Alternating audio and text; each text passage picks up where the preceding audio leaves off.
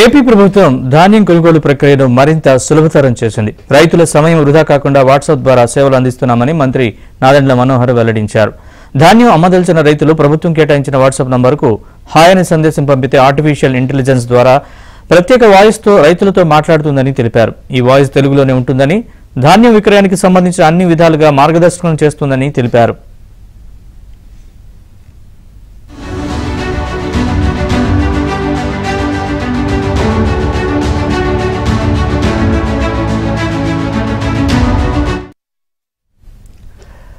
రైతు మొదట తన ఆధార్ నంబర్ నమోదు చేసుకోవాలి. తర్వాత రైతు పేరును ధృవీకరించాల్సి ఉంటుంది. అనంతరం ధాన్యం అమ్మవలసిన కొనుగోలు కేంద్రం పేరును ఎంచుకోవాల్సి ఉంటుంది.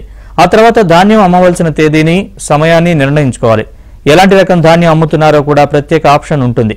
వచ్చే సందేశంలో ఎంత మేర ధాన్యం బస్తాల రూపంలో అమ్ముతున్నారో నమోదు చేయాల్సి ఉంటుంది.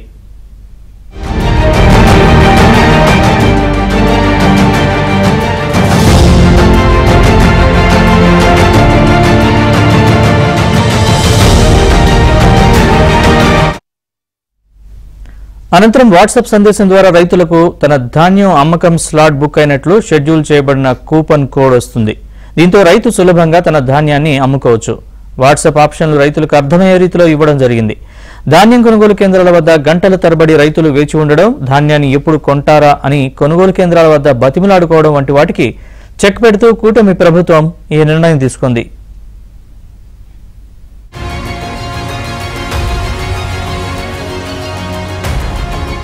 రైతులు షెడ్యూల్ చేసుకొనుటకు ఆంధ్రప్రదేశ్ ప్రభుత్వం వాట్సాప్ సేవలను అందుబాటులోకి తీసుకువచ్చినది.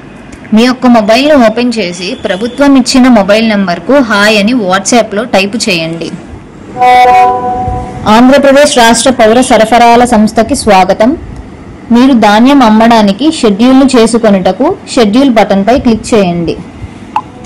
దయచేసి మీ ఆధార్ సంఖ్యను నమోదు చేయండి. మీరు అమ్మదలచిన కొనుగోలు కేంద్రము పేరు ఎంచుకోండి. మీరు ధాన్యం అమ్మదలచిన తారీఖును ఎంచుకోండి. సమయమును ఎంచుకోండి. స్లాట్ ఎంచుకున్న తరువాత మరలా సమయమును ఎంచుకోండి. దయచేసి మీ ధాన్యము రకంను ఎంచుకోండి.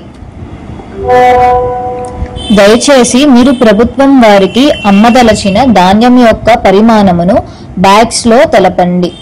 విజయవంతంగా షెడ్యూల్ చేయబడినది మరియు మీ యొక్క మొబైల్ నంబర్కు షెడ్యూల్ చేసిన వివరములు మెసేజ్ వస్తుంది. ధన్యవాదములు.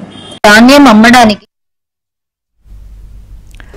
ఈజ్ ఆఫ్ డూయింగ్ ఫార్మర్ సర్వీసులను తమ కూటమి ప్రభుత్వం అందిస్తుందని మంత్రి నాదెండ్ల మనోహర్ తెలిపారు. తమది రైతులకు మేలు చేసే ప్రభుత్వం అని, వారి ఇబ్బందుల్ని గ్రహించి సాంకేతికత వినియోగించి ధాన్యం కొనుగోలు సరళతరం చేసినట్లు తెలిపారు.